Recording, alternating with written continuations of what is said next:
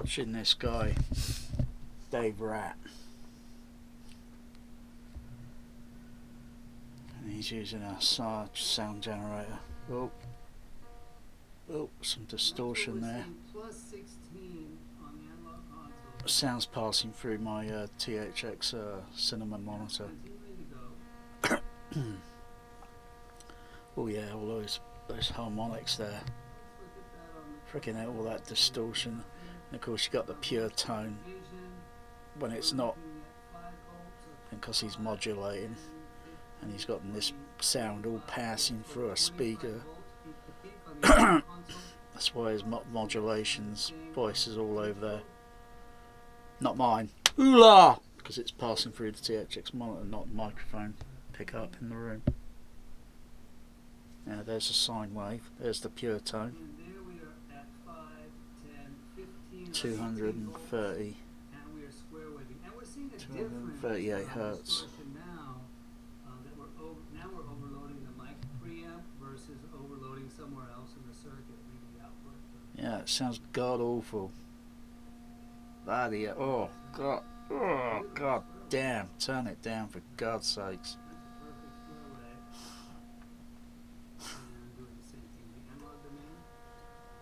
Bloody hell!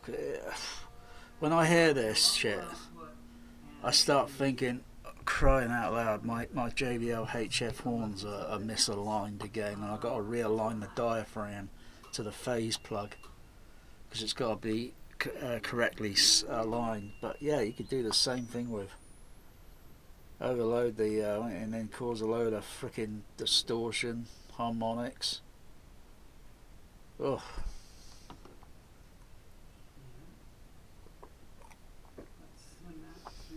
Mm.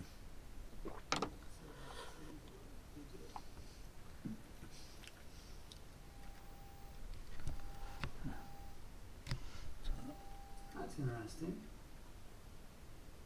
We have a high tone. Yeah, I can see it. When we turn it up, we get a low note to it. Let's turn up the gain. I can see it. Something just almost near 20,000 kilohertz there. With that clip. And let's go ahead and do the same thing on the analog console. So what's he using? 1.627 kilohertz.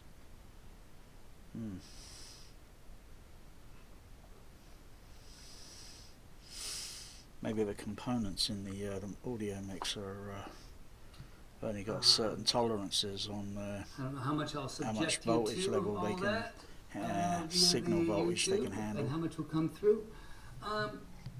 Out of all this, out of all the stuff that I've done and the nuances we've seen, this is an order of magnitude or more, many orders of magnitude more drastic. Here is the true challenge, difference, and caveat to, or what you have to be careful with digital consoles. To run a digital console into overload and allow that traumatic distortion of the signal to be introduced to your mix is one of the absolute worst things you can do. You can't keep your gain structure in play and keep everything well out of the red on a digital console.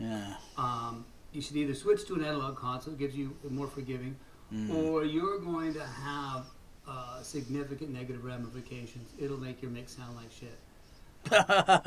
This, to be honest, is one of the biggest problems that I see with engineers mixing digital, is either they've come out of analog and they're used to a console being forgiving, or they just don't realize how detrimental overloading the inputs of a digital console are.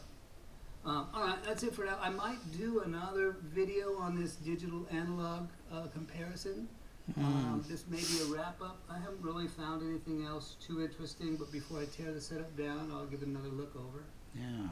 And give it another look over. Cool. Thank you for joining, and ask me any questions. Let me know. Yeah, ask Cool. questions.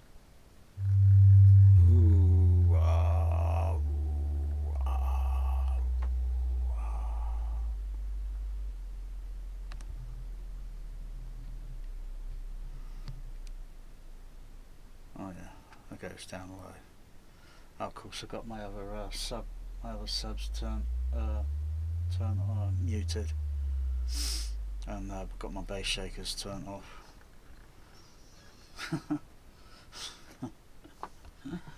Oh dear, yeah, yeah.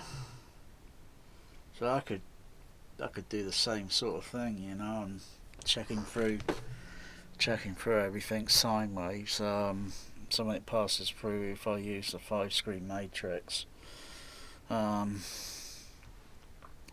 using the AVR, the multi-stereo mode, so it outputs the same signal through everything, and I can check everything online to see if every channel has got the same frequency, and the voltage level, and so when I turn the fader up and down, all the levels should go down, and then if I turn up, they should all go up simultaneously. If some are a little bit different, by, well, I've seen a few, maybe a couple of dB difference, and then I think, what's going on there? Could it be the multi-stereo function mode on the, because it should be duplicating the same signal, but I'd have to double check with a frequency sweep on the outputs, so that I can compare with an overlay on the graphs on the REM, on the RemuQ Wizard, so I can compare the overlays to see if they're all the same, overlapping. If they're a little bit higher than the other, then, or a little lower, whatever, some of the output channels on here, then yeah, I could compensate it by adjusting down here on the Dolby what do you call it? The DSU4. And if you know, anyway, it's usually spot on.